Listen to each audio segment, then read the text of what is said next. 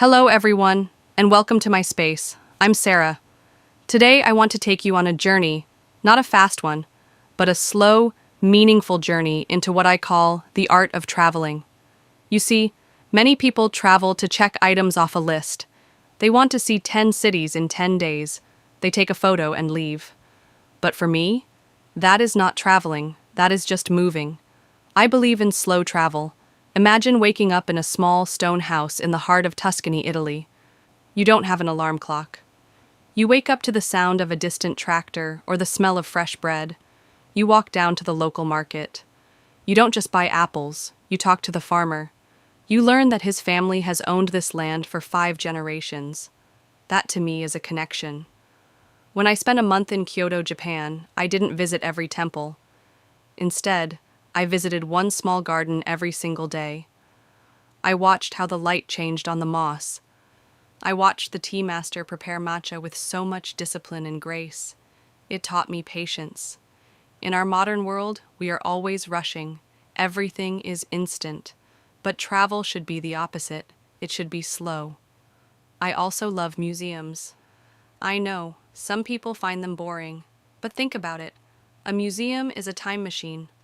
When you stand in front of a painting by Da Vinci or a statue from ancient Egypt, you are looking at a piece of human soul that survived thousands of years. I like to sit on a bench in the gallery and just breathe. I imagine the artist's hands working on that piece. My advice for you, if you want to improve your English and your life, next time you travel, put away your phone. Don't look at the GPS every minute. Get lost. When you get lost, you find the best coffee shops. You find the most interesting people. You find yourself. I always carry a physical journal with me. Writing by hand helps me remember the smells, the colors, and the feelings of a place. A photo is just an image, but a journal entry is a memory. So tell me, do you think you could stay in one tiny village for a whole week? Could you survive without a busy schedule? I think it's a challenge worth taking. It opens your eyes to the beauty in the small details, and that is where life truly happens. What's up, guys? Liam here, and I am pumped for today's topic. If Sarah is the slow traveler, then I am definitely the fast explorer. I've got too much energy to stay in one village for a week. The world is massive, it's wild, and it's waiting for us. To me, traveling is a challenge. It's an adventure. It's about testing your limits. I remember when I was in New Zealand, standing on the edge of a bridge, ready to bungee jump.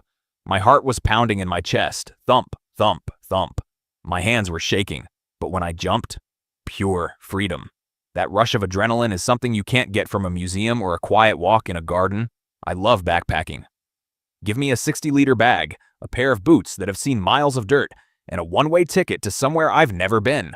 I've trekked through the Amazon rainforest, where the air is so thick you can almost taste the green. I've slept in hostels in Southeast Asia with 20 strangers in one room, and you know what? Those strangers became my best friends.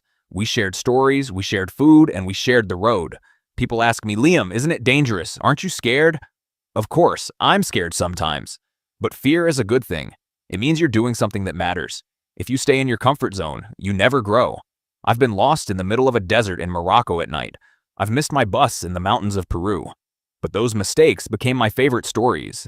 When you travel my way, you learn survival skills. You learn how to communicate without language. You learn that most people in the world are kind and want to help you. I remember a family in a small mountain village in Vietnam who invited me for dinner. We didn't speak the same language, but we laughed for hours over a bowl of hot soup. That's the magic of the road. My travel essentials are different from Sarah's. I don't need a journal. I need my GoPro. I want to capture the moment I hit the water or the moment I reach the top of a volcano. I need a portable solar charger because I'm often far away from electricity. And I need a positive attitude. My message to you is this: don't wait. Don't wait until you have more money or more time. Life is happening right now.